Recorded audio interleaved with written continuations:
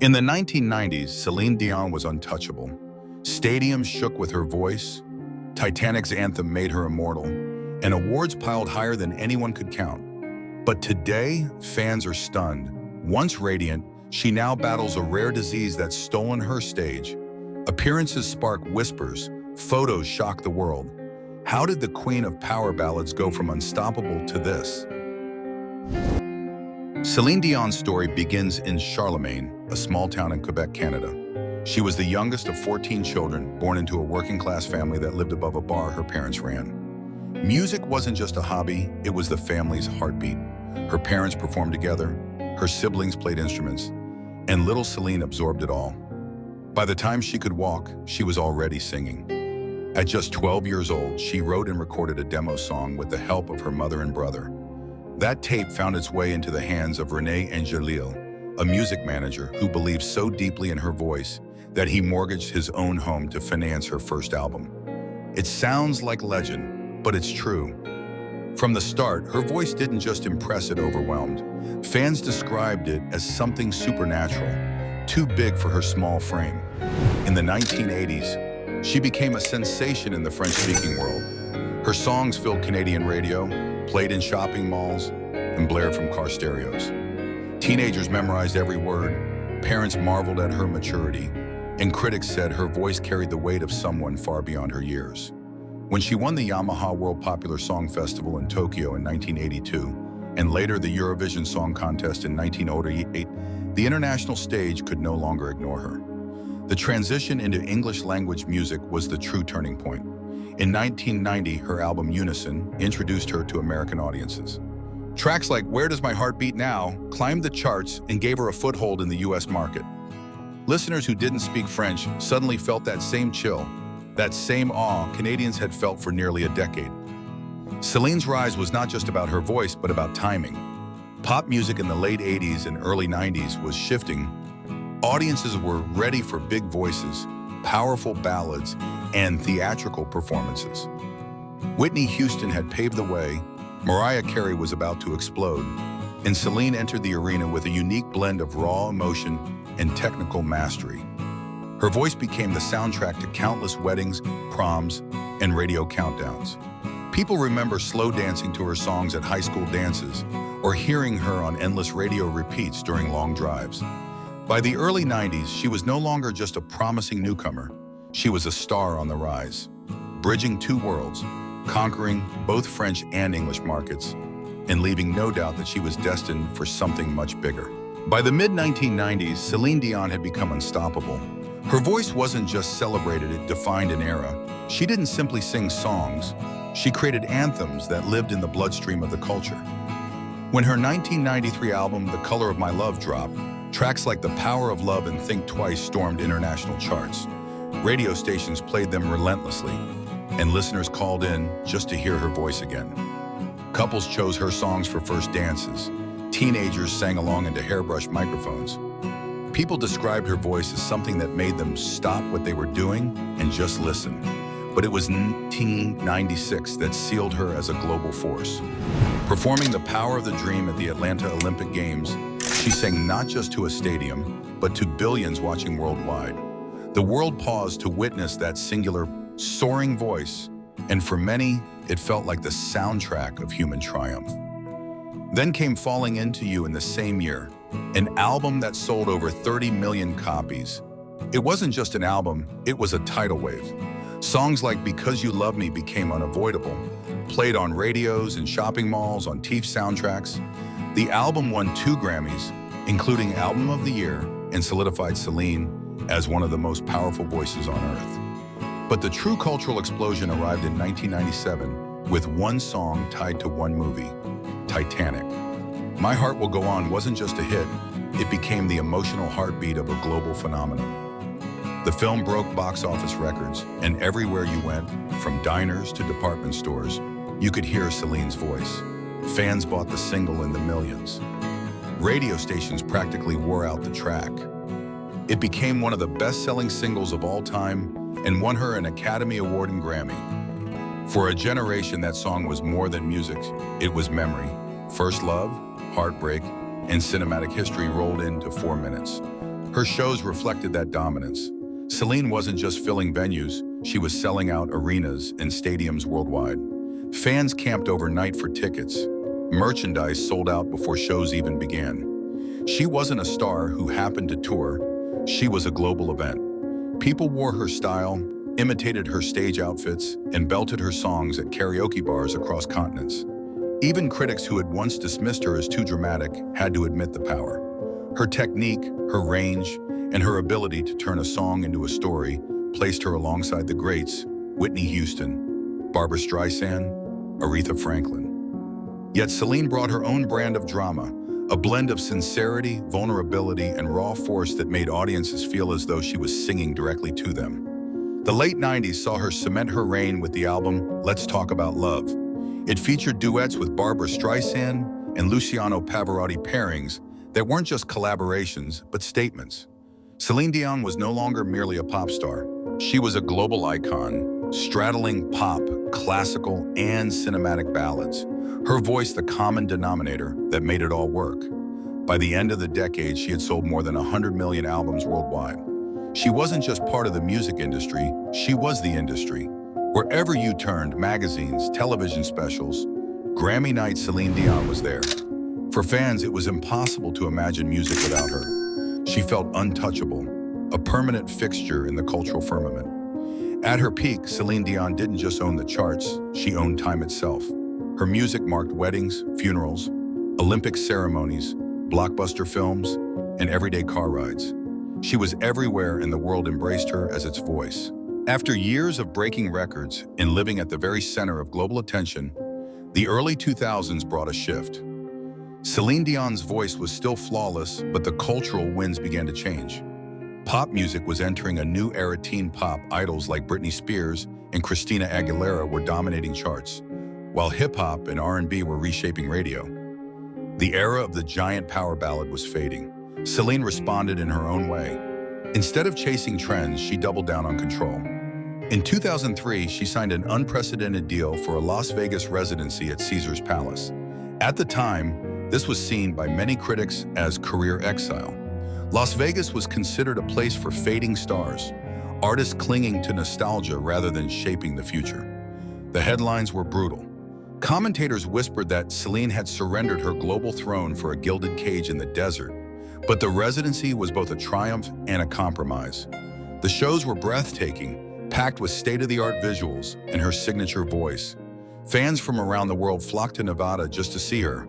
For millions, it felt like a pilgrimage. Yet for the broader pop world, she was suddenly outside the conversation. Radio wasn't playing her like it once did. MTV wasn't featuring her videos. A new generation grew up without seeing Celine at the top of charts, and the perception began to form. She had quietly stepped aside. Behind the glittering stage lights, darker struggles loomed. Her husband and manager, René Angelil, the man who had believed in her since she was a child, faced repeated battles with cancer. Celine stepped away multiple times to care for him, leaving fans anxious and uncertain. When René passed away in 2016, it wasn't just a personal loss. For Celine, it was losing her anchor, her partner in both life and career. For fans, it marked the end of an era. The cultural shock was real. Longtime admirers, who remembered the unstoppable wave of the 90s, struggled to see their icon retreat from the spotlight. The woman who once dominated stadiums now seemed fragile, human, and vulnerable. Some critics dismissed her as outdated, while others mourned what felt like the fading of one of music's brightest flames. Her story didn't collapse in scandal or disgrace, but in something quieter time, tragedy, and a shifting music landscape. The world hadn't turned against her, but it had moved on. For fans who once heard her daily on every radio, it was like losing a piece of their youth. In the years following her husband René Angelil's death in 2016, Celine Dion's career entered a strange twilight. She was still one of the most recognizable voices in the world, but her presence in pop culture felt distant, almost ghostly. For decades, she had been part of the soundtrack of daily life. Now, she appeared in burst award shows, red carpets, sporadic interviews, but not with the constant force of her earlier years. Her Las Vegas residency, which once seemed like a risky gamble, had by then become a historic triumph.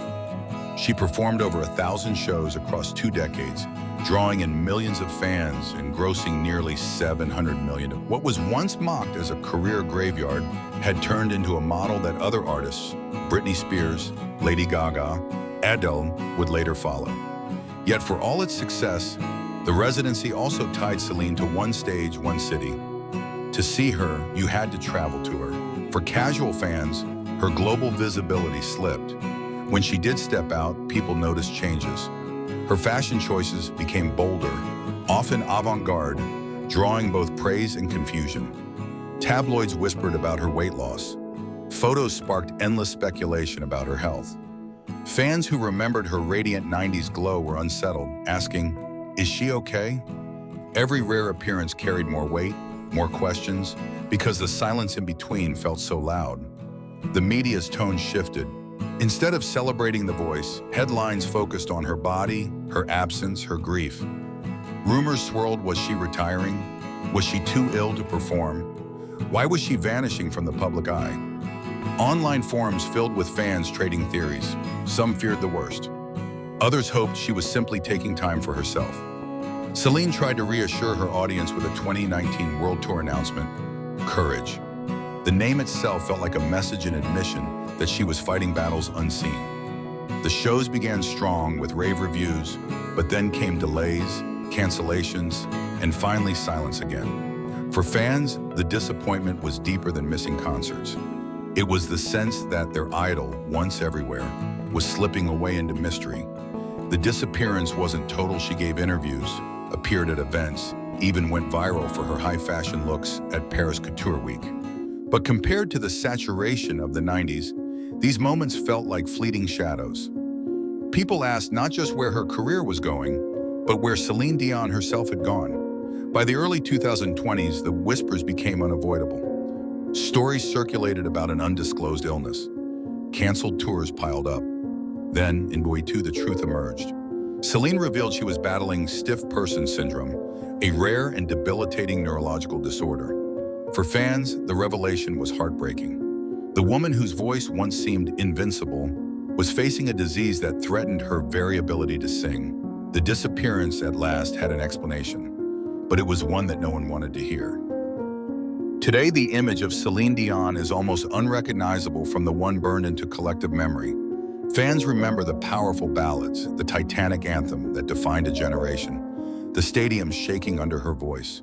But now, the conversation is not about chart-topping singles or sold-out tours. It's about survival. In late I2, Celine revealed what many had feared. She suffers from stiff person syndrome, a rare autoimmune neurological disorder. The disease causes severe muscle spasms, stiffness, and mobility issues. Most devastatingly, it affects her vocal cords. For the woman whose voice once felt eternal, it is a cruel irony. She explained in an emotional video that singing the thing she loved most had become a battle against her own body. The contrast is striking. Clips from the 1990s show her commanding stadiums with boundless energy. Recent appearances show her thinner, frailer, her movements measured. Paparazzi photos spark waves of online discussion, with fans voicing shock and heartbreak. How can this be the same woman, they ask? For a generation that grew up with her as a symbol of strength, the reality feels surreal. Her career has ground to a halt. The Courage World Tour, meant to reintroduce her to global stages, was canceled entirely in 2023. Every announcement was met with hope, followed by devastation as new health setbacks emerged. For fans holding tickets, the refunds were not just about money. They were about admitting that the era of seeing Celine Dion live may have ended forever. Yet in her silence, Celine still commands attention. Whenever she appears, whether at a hockey game in Montreal or in a rare social media post, the internet erupts. Fans pour out love, calling her brave, a fighter, an inspiration. Even in absence, she matters. The devotion hasn't disappeared, it has shifted. People no longer expect her to top charts. They simply want her to be well. Financially, she remains secure. With over $800 million earned through tours, residencies, and records, she doesn't need to work another day. But money can't restore what she's lost. The voice, the stage, the communion with fans, that was her lifeblood. Without it, Celine Dion is learning how to live in a quieter world. The irony is painful. In her prime, she was untouchable, her voice larger than life. Now she lives privately, guarded, her health dictating her days. For longtime fans, the dissonance is haunting. They remember hearing "My Heart Will Go On" at their high school dances, their weddings, their moments of triumph and heartbreak. To see the woman who gave them those memories, brought low by illness, feels almost like watching time itself betray them. Still, there are flashes of hope. Celine has said she will not give up, that she is working with doctors and doing everything she can to return to the stage. Whether she ever does is uncertain, but in the meantime, her story has become something different.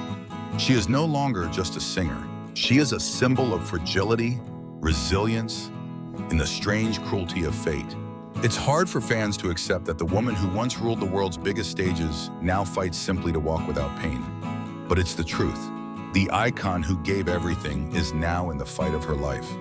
Celine Dion's story is a reminder that even legends are human. The woman whose voice once felt indestructible now faces battles most of us had never even heard of. Her life has shifted from center stage to quiet resilience, from global tours to doctor's visits. Yet the impact of her music hasn't faded. If anything, it feels sharper now, more precious, because we know how fragile it is. For many, hearing her songs is like opening a time capsule. "Because You Loved Me" was the soundtrack to first dances. "It's All Coming Back to Me Now" made long car rides unforgettable. "My Heart Will Go On" carried the weight of one of the most famous love stories in cinema history. Wherever you were, her voice marked the moment. That's why today's news feels personal. Fans aren't just watching a celebrity struggle, they're watching a part of their own past weather. The storms of time. Celine's journey reminds us that even icons can be vulnerable, and that vulnerability can be just as inspiring as their triumphs. She gave everything she had to her audience, and in return, they still stand by her, offering prayers, memories, and loyalty. Do you remember where you were the first time you heard "My Heart Will Go On"? Was it on the radio, at the movies, or maybe at a school dance? For many, that song is more than a melody. It's a moment in life, frozen forever. Share your memory in the comments. Tell us how Celine Dion's music touched your life. And let us know which legend's story you want to see uncovered next. Because behind every unforgettable voice, there's always a story waiting to be told. Thanks for watching. Don't forget to subscribe and hit the bell so you won't miss our next stories.